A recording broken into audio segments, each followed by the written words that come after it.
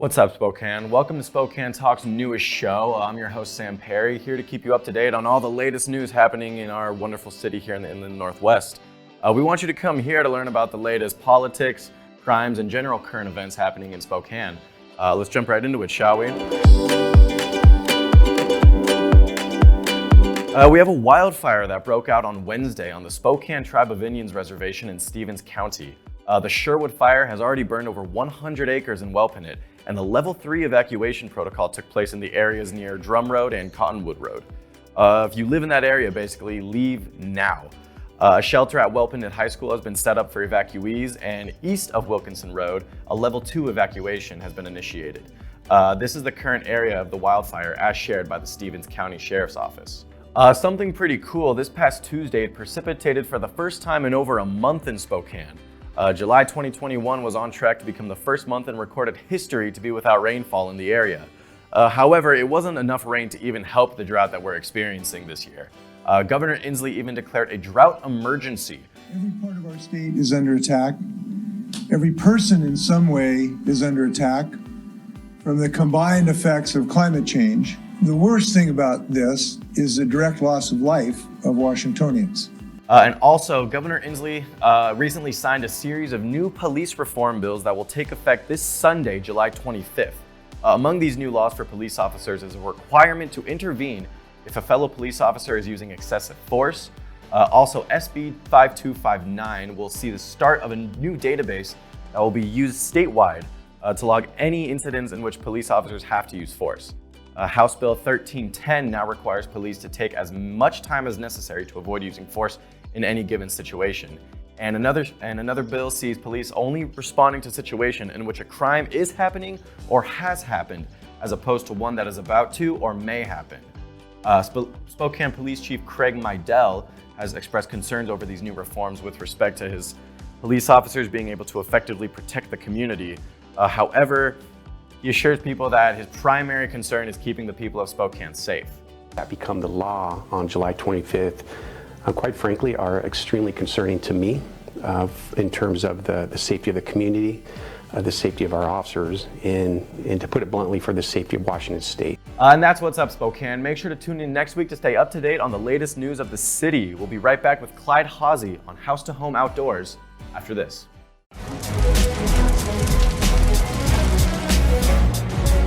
This is Bloomsday in Spokane. We got about 40 firefighters and their friends and family handing out 40,000 cups of water as the day goes by.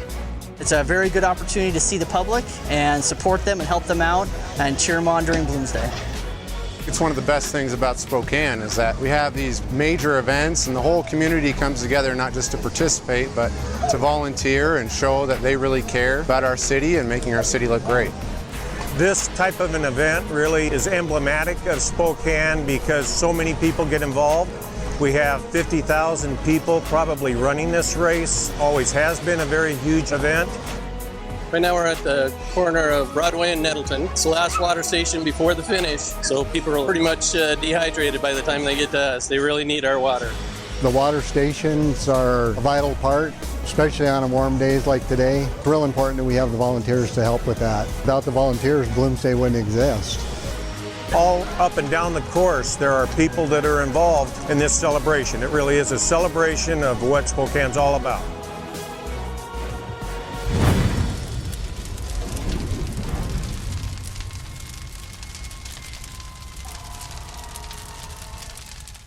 At Wendell, you are respected, you are valued, and we have an experience tailored to fit your lifestyle. I'm Nick. And I'm Gina. And we bought 3 cars from Wendell Motors. Throughout the day, I just kind of would get updates, texts, phone calls, and I was actually really impressed with how my wife was taken care of. People should shop at Wendell because they make you feel like family. For your tailored experience, come see us at Wendell at the Y or Wendell.com.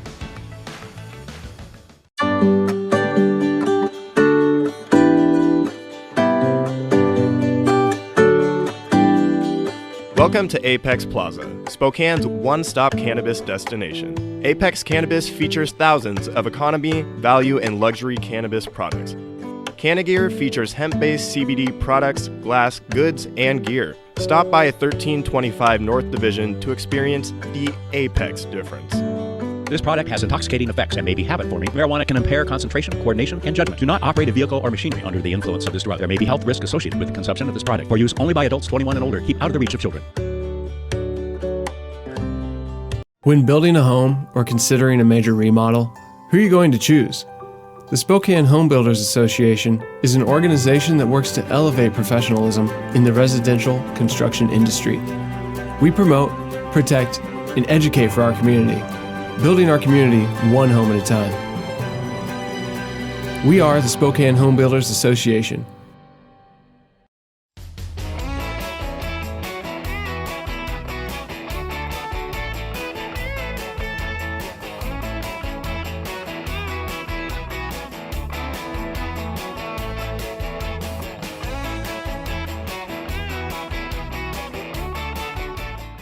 Welcome to House to Home Outdoors. I'm Clyde Haase, your host.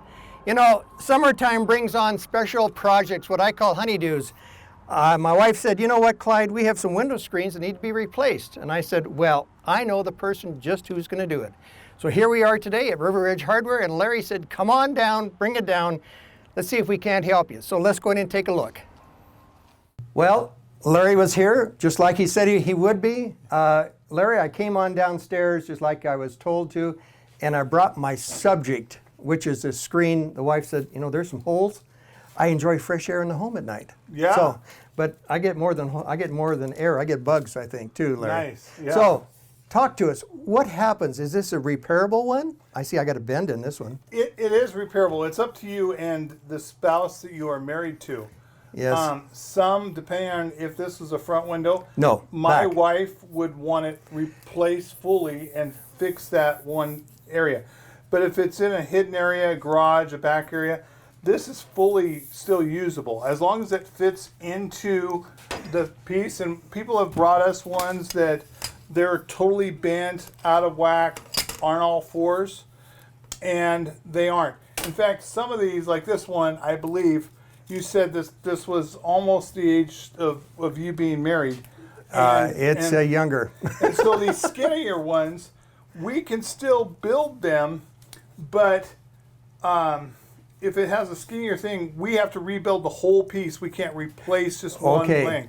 So it just depends. This one is actually fully eligible to be repaired, and actually, if you found out how cheaply this was, you would have done it probably 20 years ago rather than waiting 40. Well, that's what happened with air conditioning, folks, because I turn it on and I forget this window screen, and then all of a sudden I looked at it, it's up in the second story in an old bedroom. Yeah. So you can repair spots like this if needed, this piece of metal. We wouldn't repair, yes, we can completely take this piece out, they'll finger back in. A lot of times, though, these older ones, we just build a whole new piece for it because they don't make the pieces for this exactly. But if we can put them together, we will. We'll just fix one arm. Okay, let me flip this over. So what we're going to do, or what's going to happen here, is that you're going to remove this liner, or this. Okay. And newer ones will sometimes try to use it. But look at that. Most of the time, just like we'll just completely take this out, and we'll replace this with a whole brand new one. Well, you can see it is really getting old. This window screen is probably 40-some years old, 41, 42. So, and it's on the south side, so it gets a lot of heat. It gets a lot of abuse from the sun and the weather conditions. So, Larry, let me ask this question. You're not just, while you're doing that, I want to talk about a slider can be done. You can bring those in and you can repair sliders, screen doors, and even behind you we have some wooden screens. Those can be done too. So, folks, you're not limited just to metal or plastic. No, and even my sliders are, I have 8x8 sliders. Sliding doors. Yes, slider windows, sliding doors, yeah. And we've repaired those here, you know, where you've had a great 4th of July party, and it was that one person that walked through your screen door. We can fix that for you. Well, that's when the dog runs out and forgets to bark before it goes out the door. So you need to keep this in mind. Now, with that being said, I'm going to get down the nuts and bolts of this thing. About what are we looking at for expenses to do some of these things? So roughly about this size is $25 plus the governor. Oh, really? Yeah. it's very cheap when it comes down to it, especially on some hot summer nights Yeah. when you can open it up, right? Right. Now, on a big screen door, a slider, a 5-foot slider, you're probably, what are you looking at then? On a big slider, they go from just rescreen to $40, and then like to rebuild this total, Yeah. roughly about $45. Okay. And then to build, and we'll show those, to build a full slider, and where we come out, measure it. Wow, really? Come out, measure it, do everything for you, and it has better wheels on it, better screen. Some of the other bigger stores will sell a kit that you kind of do yourself. This one's actually more solid than the one that House came with. It's $275. Well, you know what we're talking about, Larry, is that, again, as you maintain your home, and here on House to Home, we're always trying to give you some ideas. I had never had any idea that you at River Ridge Hardware would do things like this, and I'm looking for some ideas of where to begin. Now, I want to have a real big surprise for a lot of people. Folks, Larry, announce the greatest thing that you have done in the Valley here recently. Well, I purchased Peter's Hardware. So, Peter's Hardware, an institution in the Valley, if you will, please. The oldest hardware store in Spokane. I'm going to put that down. 1934. Now, who the heck would start a hardware store in the middle of a depression? Well, Wilbur Peters did. Yeah, Wilbur Peters. Well, and with all of those things in mind, now you can have the same service available out there. We do. We do rescreens out there.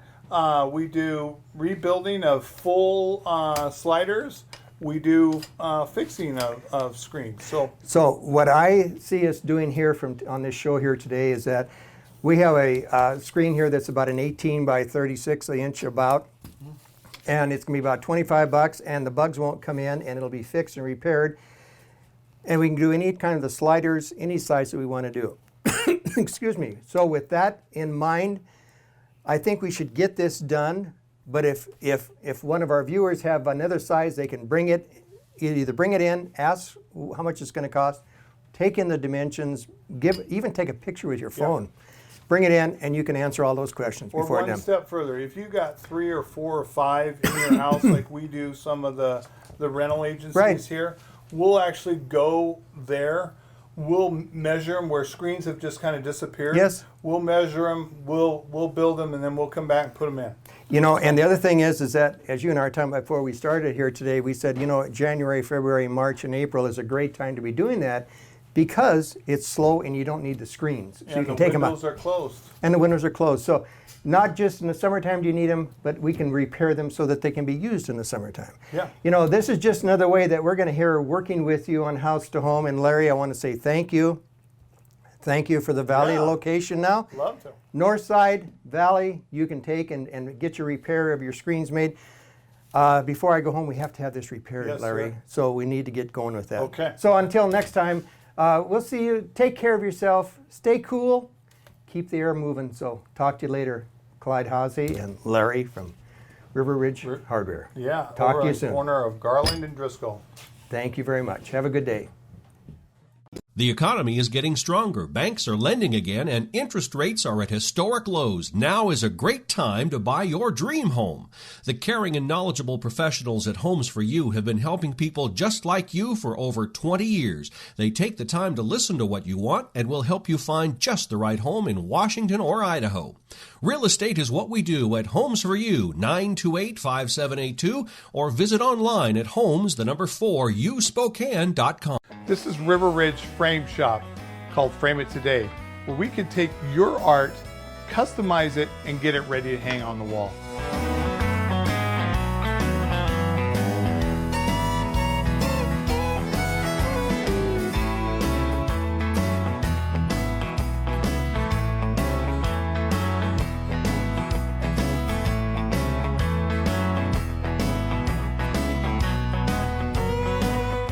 Here at River Ridge Hardware, 2803 West Garland.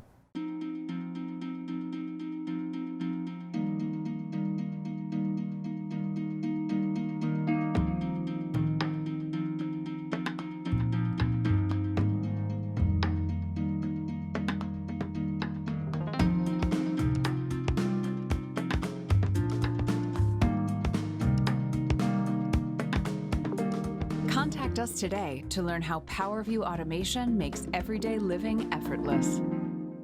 Weather in the inland Northwest can wear you down. And if your gutters are in poor condition or you do not have gutters, you could suffer damage that could cost a fortune to fix. Rainman Seamless Rain Gutters has almost 30 years of professional experience in serving the inland Northwest region and strives to ensure customer service that is second to none, from the time you call to the end of the project.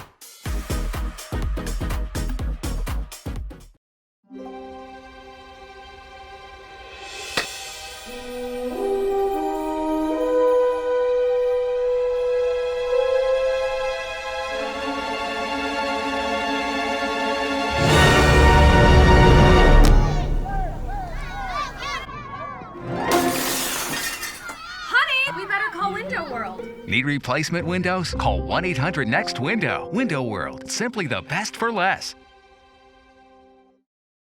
We give the floor to Kent Adams on commentary, who will talk about how a handful of Seattle millionaires are influencing Spokane City Council elections by donating large sums of money to local candidates.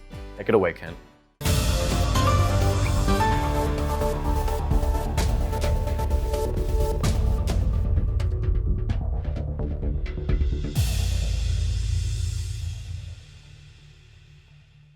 What do retired Microsoft millionaires, Amazon executives, and Seattle's social elite have to do with city council campaigns in Spokane's Hilliard, West Central, Indian Trail, and other neighborhoods? Turns out a lot this year, over $20,000. Before July 9th, Spokane City Council candidates Lucretia Hill and Nagmana Shirazi were struggling to find the money necessary to compete in their primary elections. In Shirazi's case, she had raised under $20,000, trailing the campaign of Luke Jasmine, who had raised over $36,000 at that time. Before July 9th, Hill was relatively on par with Zach Zappone, each having raised around $25,000 for their Spokane Council campaigns. The vast majority of donations to Spokane area campaigns at that time was from Spokane area donors. So what happened on July 9th that helped Shirazi close a $16,000 gap to $6,000 and Hill to leapfrog ahead of his opponent? What brought an over $10,000 windfall of cash to Hill's campaign on July 9th? What brought an over $10,000 windfall of cash to Shirazi's campaign on July 9th? The answer? A money bomb. That's right, a Seattle liberal elite money bomb landed in Spokane just after Independence Day. You might ask, what is a money bomb? It's not a term I made up. This is a term used by Seattle-based organization First Mile Circle for dumping social elite Seattle millionaire money into city council campaigns here in Spokane. We'll get back to the money bomb shortly, but first let's learn more about the First Mile Circle, their deep pocket sources, and social agenda. First Mile Circle is a spin-off affiliation managed by staff at Progress Alliance of Washington, a Seattle-based nonprofit whose website highlights a focus of their work as Progress Alliance actively supports shifting power to Black, Indigenous, and people of color communities and aims to partner in a way that dismantles white supremacy. Further describing Progress Alliance's racial equity work, their website reads, "An essential part of our work is to disrupt the political power structures that perpetuate inequality. We recognize the lasting progress requires the dismantling of racist systems that are reinforced when political efforts cater to the wealthy, predominantly white donors and voters, steering resources away from communities of color." Progress Alliance is a pet project and is heavily funded by venture capitalist Nick Hanauer. Hanauer, whose net worth is estimated at $1.5 billion, is a Seattle area resident who made much of his money investing early in Amazon. The Progress Alliance spin-off organization, First Mile Circle, is just one of the many liberal organizations affiliated with Progress Alliance. First Mile Circle states on their website that their purpose includes, police have been targeting Black and brown communities for centuries, and we are only now beginning to see a handful of cities take substantive action to curb police violence. The political influence of police unions and other interests committed to preserving the status quo have dampened municipal action on police violence. We know that municipal and community leaders play a critical role in determining how to prioritize the health and safety of their constituents, including setting municipal and police budgets. So how does the First Mile Circle work? First Mile Circle describes their process as: we organize direct donations to campaigns. First Mile is not a PAC, and there are no pooled funds. We make recommendations for investments to members, and members give online directly to the candidate in a coordinated money bomb that concentrates the Circle's contribution on the same day for maximum impact. There it is, the magical money bomb.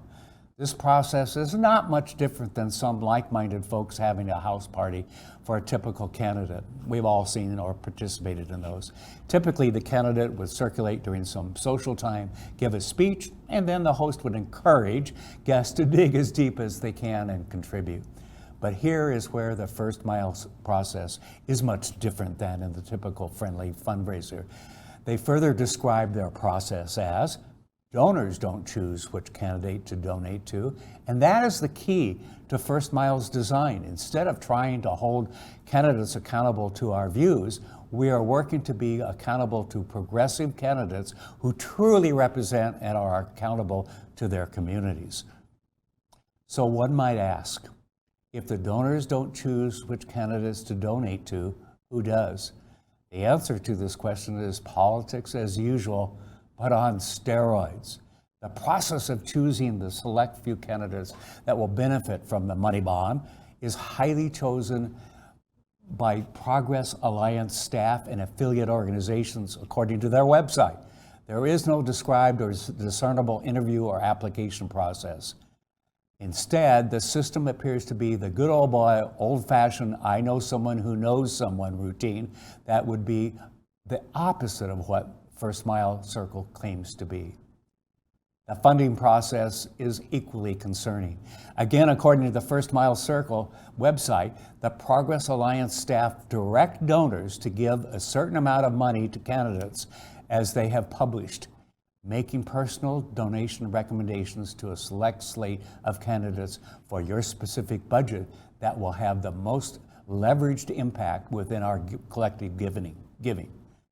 So, to recap our conversation, over $20,000 has been recently directed by staffers from a Seattle social agenda nonprofit to Spokane candidates. The source of the money is Seattle billionaires. The beneficiary of the Seattle Millionaires Money Bomb are Spokane candidates Lucretia Hill and Nagmana Shirazi. Both are liberal candidates who claim to be in touch with their modest living in poor neighborhoods, and both their campaigns are 30% funded by the Seattle area social elite. I invite candidates Lucretia Hill and Nagmana Shirazi to come on Spokane Talks Media and tell us more about their relationship with their new well-heeled donors. What? You haven't been to the library lately? Stop in today and see that the library is more than books. Spokane County Library District facilities feature on-site technology, including Wi-Fi, computers, and printers, as well as free use of meeting rooms. The Library District offers events and programs for all ages, from story times to career development and employer classes to Social Security workshops. Our staff is well trained and happy to help. Find out more about your library at scld.org. Welcome to Tom Sawyer Country Coffee. Tom Sawyer Country Coffee only roasts the finest organic coffee for our signature blends. Enjoy a cup at our coffee shop and local businesses and organizations across the region. I'm Tom Sawyer, and we choose the Pacific Northwest. We'll now send it back over to Ken for our monthly program, Experts at EWU. Back to you, Ken. Welcome to Experts at EWU. And it's one of my favorite things to do because, frankly, I learn a lot. And you will too. I'm welcoming another outstanding professor from EWU, and I'm going to look at my cheat sheet. It's Lauren Stachowiak. Yes, Did I yeah, get it? nailed it. Okay, I'll mess up the rest of these terms that you've got in here and so forth. But welcome.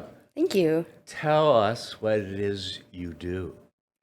Well, I am a dendrochronologist or a tree ring scientist that uses tree ring data to sort of piece together and reconstruct bits about wildfire activity and environmental aspects of the past on our landscapes. So reconstructing things like how wildfires behaved, what they sort of looked like in the past, and how ecosystems of the past have changed through time, particularly with climate change. Yeah.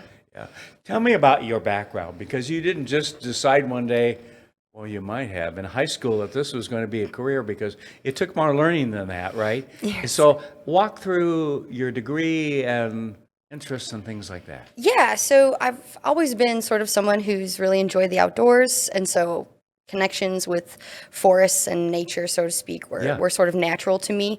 And in my undergrad, I studied geography and environmental science. Okay. And that translated into a master's degree where I looked and used something called Geographic Information Science, or GIS, as we call it, which is a way of using spatial analysis to look at patterns on the earth. And that sort of just took off. Yeah. From there, it was tree rings and wildfires in my PhD. Tree rings, why that? So trees are these really awesome things that they record. They're really a time capsule, aren't they? Exactly. Yeah. They are environmental. They're recorders of everything that happens around them in the environment for the entirety of their lives, and they do this really cool thing that not a lot of other environmental pieces of data do, which is they put on one ring per year. And so that annual resolution or granularity in the data allow you to see changes in these patterns in the environment through time, in the environment near that tree. Yes. Right. Yes, because you probably would not see that in plants, regular plants and so forth, because they have a shorter life cycle. Right. It also if it has to produce the wood the wood per year. So actually, not even all trees will do that. So really? So if a tree is growing in a much more tropical environment, or an environment that doesn't experience a lot of seasonality, either in temperature or moisture, or some environmental pressure on that tree that causes that tree to shut down. So like, for example, around here, it's winter, right? So in winter, the trees sort of, they go dormant, the end of the growth. So they might not be collecting as much. Right, so they're collecting nothing. That would be in the tree ring, the end of growth. So you wouldn't see anything past. So it's not a true year. It's like a growth year, right? It would be it wouldn't end on in December, so to speak. But if the tree is growing in an area, say in the middle of a rainforest where it's always getting enough sunlight and moisture and it's always warm, it's not actually forming those annual rings. Yeah. And so it's still doing other really cool things for us, but not forming that sort of environmental data we need. Yeah. What can you tell about climate change through the rings? Can you? Oh, yes. You can tell all different kinds of things about climate through time. You can look at changes in precipitation, so you can actually see how precipitation regimes may have things like drought, for example, may have fluctuated through time. You can also see lots of things about fire. So in tree rings, you can actually see the preserved charcoal. So you can see instances on how fire activity have changed through time. The ability to look not just at that specific spot, but that specific spot through time is what allows the power. Especially if it's a few years or a decade or more. Yes. And so forth. Summer temperature is also something that's very commonly reconstructed, seeing how temperature is changing through time via tree rings, yes. So how has it been changing? So we are seeing in a lot of areas that the droughts, for example, in the Southwest, well, throughout the West in general, actually. I was going to say, not just don't leave out the Southwest, Northwest this year, at least. Actually, yes, it's the West in general. We're seeing, for example, are the worst in hundreds of years, in some places over 1,000 years, maybe. But when you say that, it's happened before, though, too. Right. Right? I mean, this isn't... Everything is going to heck in a handbasket necessarily the first time it's ever happened. Right. And in fact, that's actually usually what actually draws even more concern, is not only that what we see now as being truly sort of catastrophic to our, for just using drought as an example, Right. Our water resources, how we use it, the water availability we have is already sort of stressed. We already see those limitations, Right. and we've seen actually drought can get worse in the past. Okay. So, right. So are we it's- headed there, right? Right. You So know. that's another layer that tree rings can sort of pull out is actually that, what we're experiencing now is bad, but we actually have experienced worse. Right. Not at the rate of change we're seeing, but in terms of those levels, yes, it actually can get worse. But I was going to say the first thing that does to me is it says it allows us to react because we have the history and the knowledge now Right. that 1,000 years ago they didn't. And let's face it. I mean, maybe they had some of it, but minimal. Right. And it's that positive outlook that we can still actually, this isn't irrevocable. This isn't Okay, something we right. can't, it's not like a doom and gloom thing, so to speak. Like we actually, like you say, we have Care about our environment. And we have the knowledge. We just have to start having the conversations. Yeah. Mhm. One of the things that I noted in looking over a little bit of your background is how important wildfires are to you. And even your comment back to me with my son, who's a fireman. Yeah. Okay. And so my guess is a lot of what they go through. Yes. And it's dangerous. Yes. We know the stories of Mhm. of all of that. It's hot. I mean, literally hot out there with Mhm. what they have to wear to protect themselves. And then they walk toward fire. Right. And then you add in top of it, like the heat waves we're experiencing Right. all over. So there's, yes, layers. Right. Yes. What are you learning from all of this that will help, not only help us in terms of maybe managing our forests and some things like that, because there are things that we can do, but helping firemen? Right. I asked that selfishly for my son. Okay? Right. Yes. And I want to preface everything. Like I've never been on the front lines. Those folks do some truly amazing things for our Yes. community. And I honestly think the number one thing right now that can be done is pay them more. We really need to devote, and that's like devoting resources, time, money, and all that encompasses into supporting firefighters in the moment. And when they do, I mean, they oftentimes drop what they're doing at a moment's notice. Yes. I mean, we are at preparedness as a nation level 5 now, which is the highest level. Okay. Resources are stretched as thin as they basically go on the level. And so folks from North Carolina are being called to action to fires in Montana, so to speak. And that's, those are Yes. actual things happening. And it's not only like physically demanding, Yeah. because it's in the middle of summer and you're walking to a heat source that's constantly moving and constantly changing. Some of these fires get so large that And they can turn on you real fast. yes, they can. Yes. And we hear about losses all the time. Yeah. And yeah, so I would say for the firefighters right away, it's devoting the resources as much as we can to support. And also on the back end too, because, it's more than just the physical, roughness that they experience in pushing their bodies to the limits, but, it's the mental trauma too. It's Yes. experiencing what it's like always walking into They're seeing a destruction. situation. Yes. Constant. Yes, always. Yes. Yes. Yeah. Whether they're walking Mhm. into a forest fire or to an auto accident or whatever. Right. Exactly. Yeah. Yeah. And sometimes they're, they have to, go home and sort of grapple with that. And so Yeah. there's also the back end as well. Right. It's really an interesting subject. I learn a lot from my son. He's gone back and taken the courses where they've developed a down building, and you have to crawl in to get somebody in 45 minutes or 50. Right. I'm going to get it wrong. And first thing I asked him, those well, how did tests. you do? Did you make it? No. He said, it's almost impossible.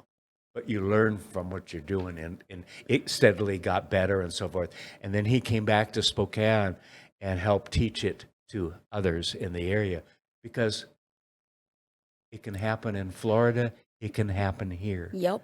You know, Yes. I And mean, it's that knowledge, that sharing of knowledge that is Yes. so vital in our communities moving forward about fire. It really does make. We're so lucky today between cell phones and now the system that's in Spokane that puts firefighters in touch with other firefighters and what's going on. I forget the name of the program. Is that Pulse Point? Yes, Yes. Pulse Point. Mhm. And I've so forth. recently discovered that. Oh my Yeah. gosh, it's amazing. My son called me one night. He rarely calls at night, knowing that we're early to bed at our age, and said, So late night calls are always kind of, yeah, yeah. Mhm. And he said, do you know you have a fire on the next street over? Well, the funny part was, and it's not funny, of course, but the ironic part was, it was our first house in Spokane on the next street over, because I drove by it the next day, and of course you can see all the fire trucks and emergencies they're sent out, and they, to me it was overload, but it was, if we don't stop it at this house. Yep. Yeah, and it turned out it wasn't that bad, but it got up in the attic and outside wall and all that. Mhm. But we all know instinctively that another 5 minutes, it would have been next door. And the houses here on the South Hill, especially in this neighborhood, are fairly close together, Right. you know? And fire tends to burn up slope, so. Right, yes, yeah. Where are things going? In what year? Let me ask a question before that. Your students, what are they interested in? Why are they taking your classes? What do they want to do with that? So what I hear most from students in my classes, particularly the skills-based courses, are basically, what can I do for my community? Like, I want to leave this class with a skill or something that I can then take and immediately translate into action. Okay. I want to engage with my community in that way.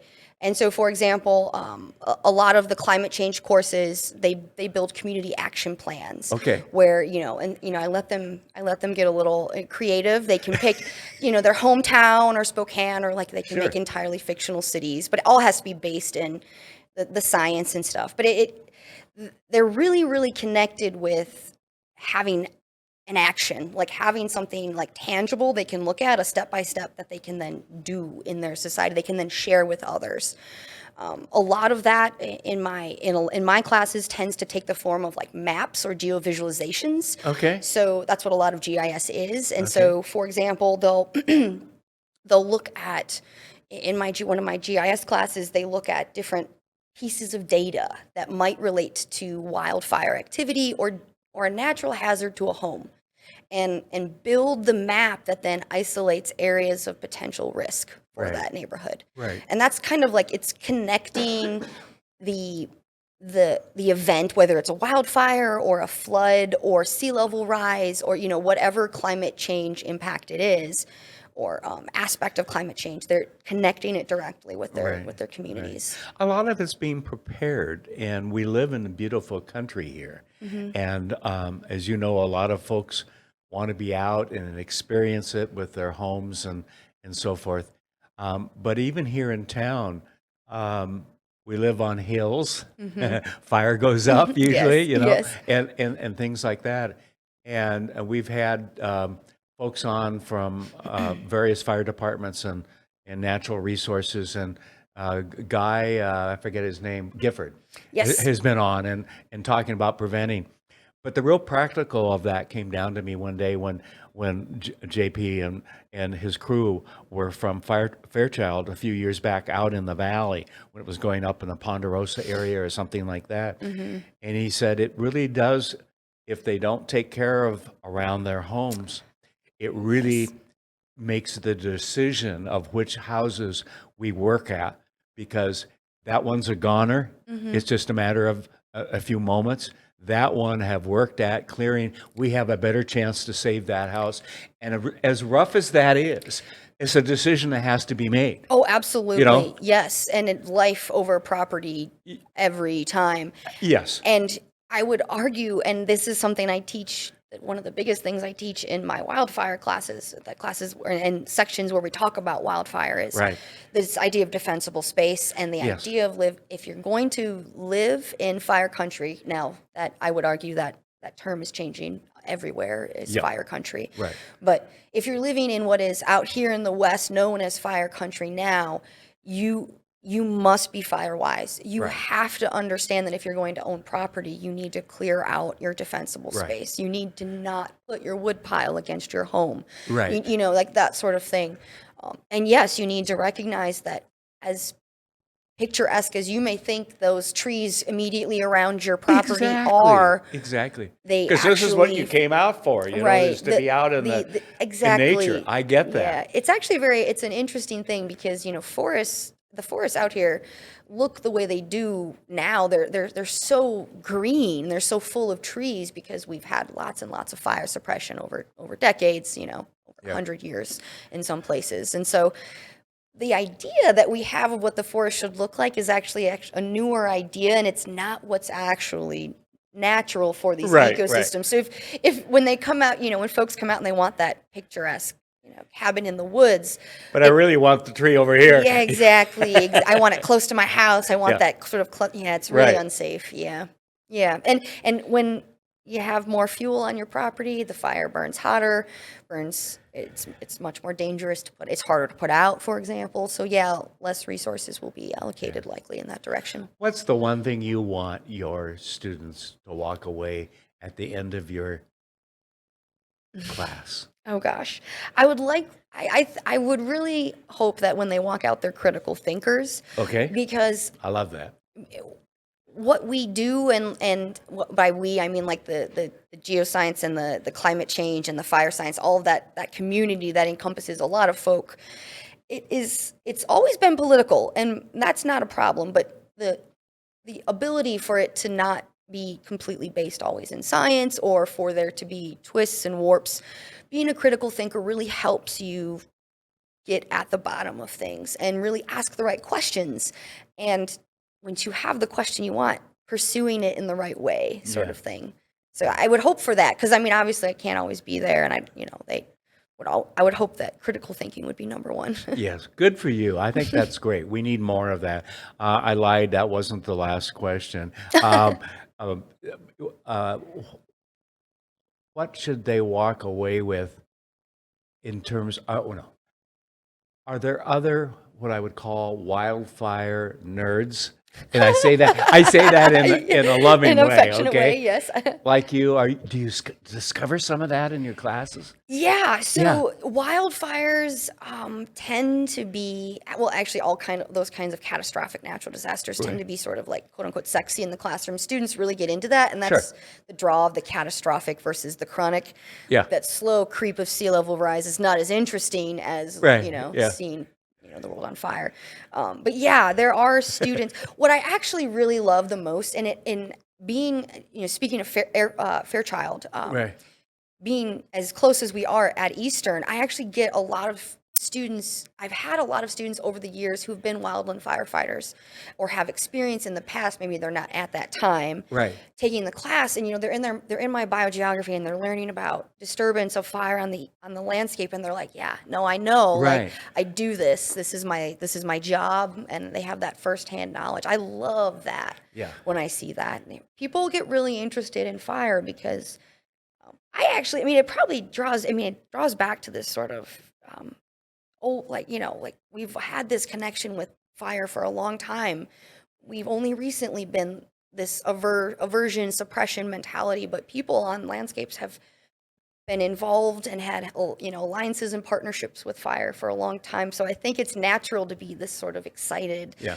I want to learn more about it and what it means to have fire on the landscape. Well, and when you and your students learn more, we all benefit from it. Yeah. Okay. When that news knowledge, info can be disseminated out to those who can, or on the front line, or the rest of us who just can do certain things around our own homes. Yeah. I mean, really simple things. I'm just thinking of a couple things I won't mention. At our house, I better get to. Okay. Lauren, thank you. Oh, thank you. This has been a pleasure. Well, good to have you. As I said at the beginning, I love doing this program because I meet some really interesting folks like you, and I learn something, okay? And even old people can learn something, okay? And maybe we can all make things a little better too. Absolutely. All right? Thanks for watching Experts at EWU, our campus out at in Cheney in downtown Spokane. Love it. We're a college town here. Thanks, everybody. Have a good day.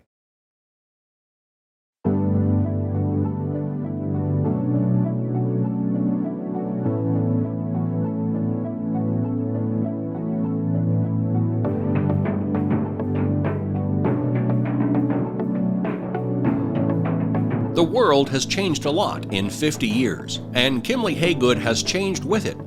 We still provide our customers with the highest level of service, whether it's financing, construction management, property management and maintenance, leasing, or sales.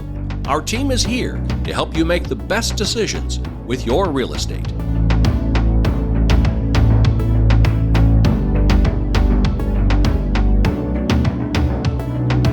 I had no idea how to be an adult, let alone a mom. I grew up in over 20 foster homes, so I partied to escape. I wanted to change, but I had no idea what to do. UGM showed me that healing begins with the heart, with understanding how much we are loved by a good God. My kids and I started over with a whole new foundation. Real people, real change. Union Gospel Mission. Hi, this is Kurt Stockwell with Well Dressed Walrus. We are a local website design and development company here in Spokane. What we do is build beautiful, usable websites for local businesses. A website needs to be beautiful, it needs to be usable for your users, your customers, and yourself. Contact us anytime. We'd love to talk with you about your online marketing.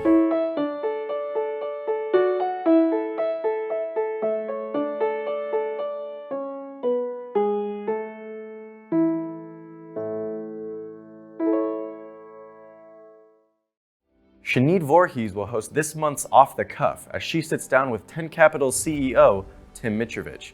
Sinead, take it away.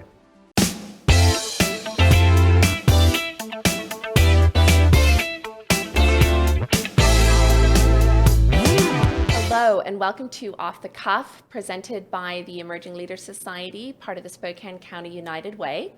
My name is Sinead Voorhees, and I am the Assistant Dean for the Graduate Studies of Business program at Whitworth University and the current ELS Chair. This month, we are welcoming Tim Mitrovich, CEO of 10 Capital, to Off the Cuff. Welcome, Tim. Well, thank you. Off the Cuff is a series in which we bring prominent leaders within Spokane to share with us their leadership journey, professional journeys, and their passions. So we are delighted that you are here, Tim. Thanks for having me. Okay, we're going to dive right in. Sure. You started 10 Capital. Tell us about that journey real quick. Yeah, it's one I get asked a lot about, particularly from younger kids who've come to glamorize entrepreneurship. Mm-hmm. You know, what I've told people and how I got started was I just didn't see anything that was doing what I wanted to do it, how I wanted to do it within the wealth management space. And so It wasn't driven by ego. You know, running your own company is a tough task, and I've learned that in spades ever since, but it was driven to do it for the whys, right? What we wanted to do for clients, what we wanted to do for the community, to be able to put the right spin on those things to really drive a certain experience. And so looked around, didn't find it, decided we better create it. Absolutely.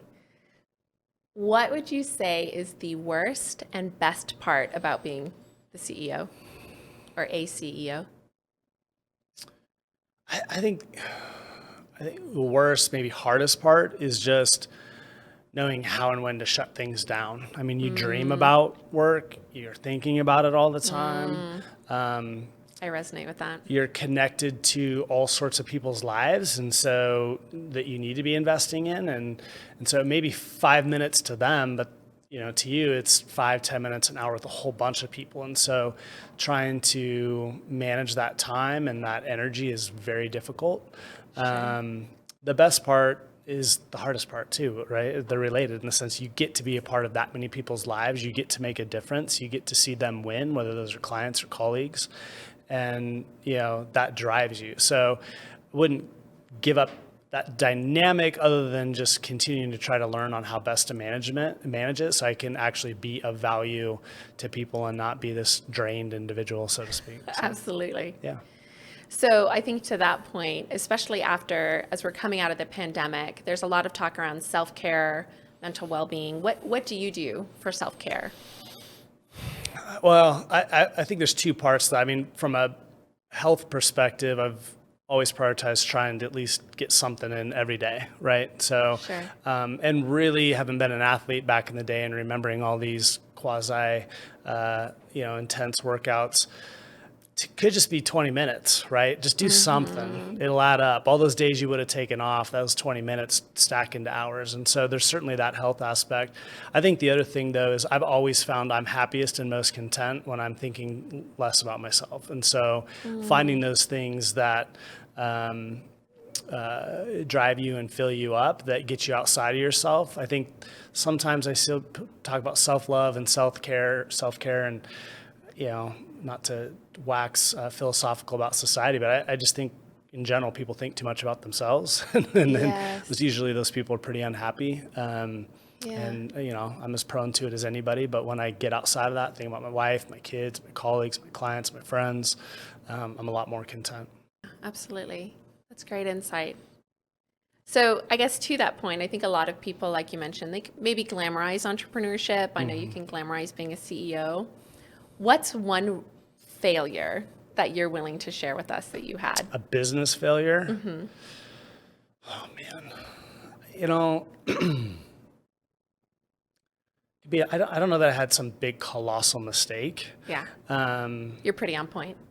Well, no, I mean, I just maybe haven't been as courageous about some things as one might believe. But I think there's, more importantly, I think anybody deals with insecurity from time to time. And yeah, big mistakes happen, but I think what's more common for everybody and in most people's experience, or at least happens with greater frequency, is just a lot of little things that feel like failures, right? Or things that are outside your control that feel like failures. So I got started in the industry right before the great financial crisis began.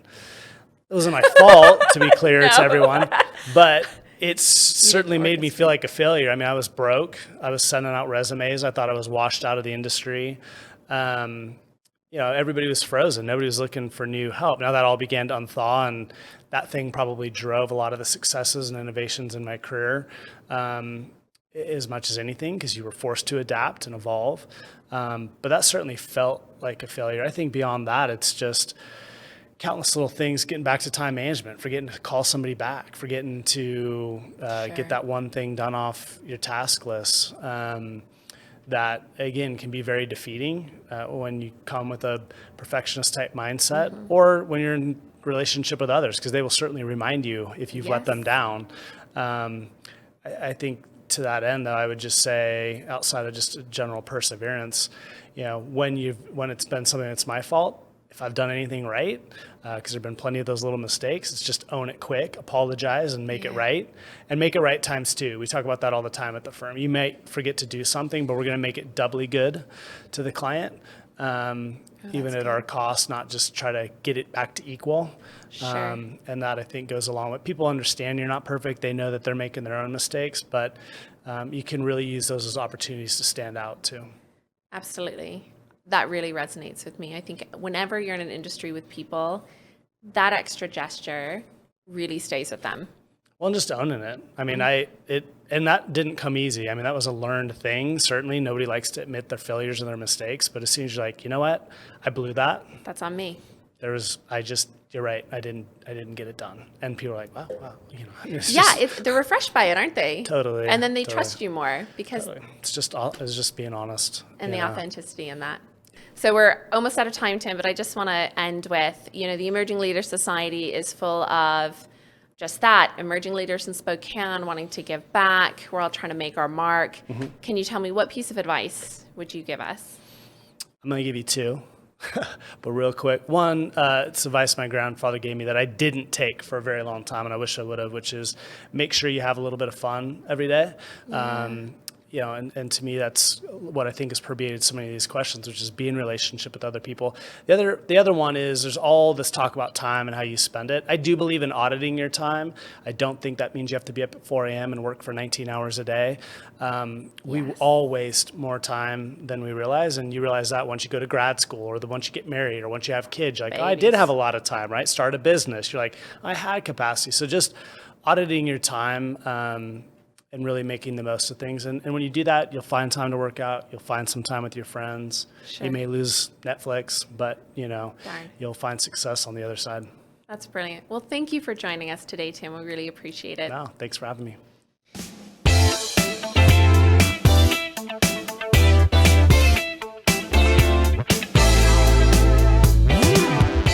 The Emerging Leaders Society is a network of philanthropic young professionals supporting Spokane County United Way's vision through networking, volunteering, and professional development.